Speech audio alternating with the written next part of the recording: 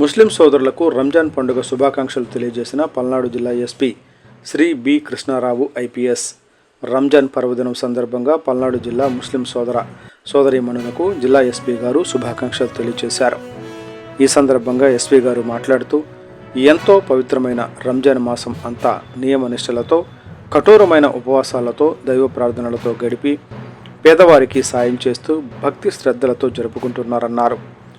త్యాగం, సేవానిరతి, పవిత్రతలకు ప్రతీకైన రంజాన్ పర్వదినం జిల్లా ప్రజలు ఘనంగా జరుపుకోవాలని, సుఖ సంతోషాలతో, ఆయురారోగ్యాలతో సుభిక్షంగా ఉండాలని ఆయన ఆకాంక్షించారు.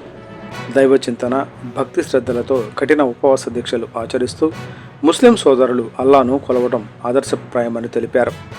అల్లా కృపతో ఈ రంజాన్ పర్వదినం ప్రతి ఒక్కరి జీవితాలలో కొత్త వెలుగులు నింపాలని తెలిపారు.